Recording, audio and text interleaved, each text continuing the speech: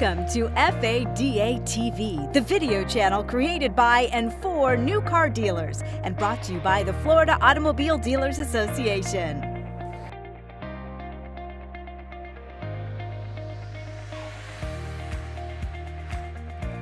Hi everybody, this is John Forehand from Kirk & Forehand Brandis, coming to you in the middle of the Corona crisis. I know that all of you in these trying times have seen that a lot is going on at the federal government. I'm here to talk to you briefly about what has happened and what we expect to happen. You probably have seen some synopsis of bills that have passed from some of your vendors and other third parties. You will be getting synopsis from FADA on that same information. To begin with is the Families First bill. That bill was passed last week. FADA will be sending you, or actually has already sent you, a summary of that bill. But to quickly go over the high points, the bill becomes effective April 1st and covers employers with less than 500 employees. It will aggregate companies just like the Family Medical and Leave Act aggregate, so the rules apply the same. The important thing here is this is only going to cover your existing employees. It's not going to cover former employees. So if you've had layoffs between now and April 1st, this is not going to apply retroactively to those people. It's only going to apply to the people that are still working with you on April 1st. Pretty quickly, there's three components of the bill. First, sick leave. Everybody gets 10 additional days sick leave. All your employees are eligible, and employees that are subject to a quarantine or are experiencing corona symptoms get their full rate of pay up to $511 a day. So that's $5,100 maximum.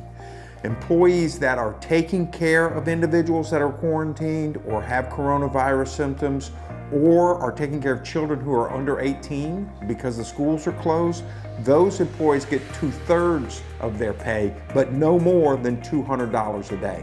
So that's a maximum of $10,000. An important point here is you cannot require that any other paid leave gets taken first. This 10 days comes first, and then any other paid leave comes after that.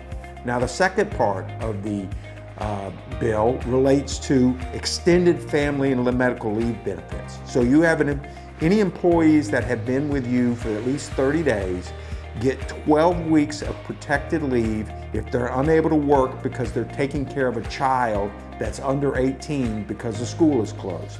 The first 2 weeks are unpaid, but they're covered by the sick leave provision we just talked about. And then the remaining 10 weeks, you get 2/3 of your pay, up to $200 a day, so that's a maximum of $10,000. The third part of the bill is how are you going to pay for this? You get a tax credit for the amount of money that you spent to cover the requirements of this bill. You can offset the tax credit now by withholding payroll taxes. So you can hold your payroll taxes now and hold that money now, and then that will be offset against the tax credit that you get when you file your taxes at the beginning of next year. Now, the second important bill is what they're calling the CARES Act. That has not passed Congress yet, so you haven't seen a synopsis from FADA. The bill is through the Senate. It's anticipated that it will be passed by the House tomorrow, which is Friday, the 27th, and then immediately signed by the President. There are numerous sections of this that are going to be important. You're going to want to consult both your accountant and your lawyer and talk about what are your strategies moving forward with your personnel. An important purpose here is that the bill is designed to make it so that you don't truly have an incentive to lay off any personnel. It's supposed to help you cover those costs so that you're not laying people off, you're continuing to pay them, and then the government is essentially paying you back for that. So let's talk real quick about two types of loans that are in the bill for employers with less than 500 employees. And here, there is no aggregating. So if you have 3 dealerships under 3 corporations and together they add up to 700 employees, but individually they're 500 each, they will not be aggregated. There is a paycheck protection program. This is the one that I think most people will be interested in.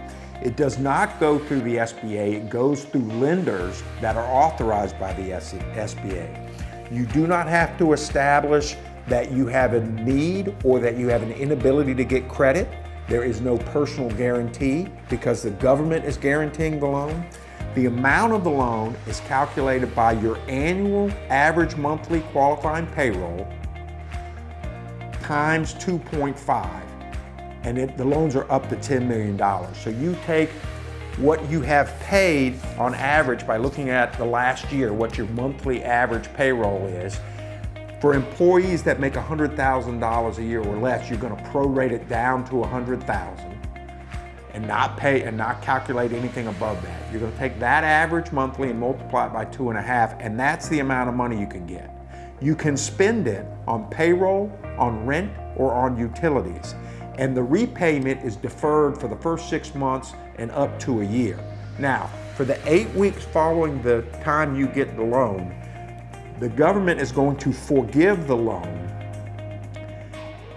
and that forgiveness is not going to be considered income to you, so you won't be paying any tax on it. So they're going to forgive the loan up to the amount of payroll that you have paid during that period of time for the qualifying employees. So essentially what they're saying is, if you keep these employees on, we will pay their payroll for 2 solid months, okay?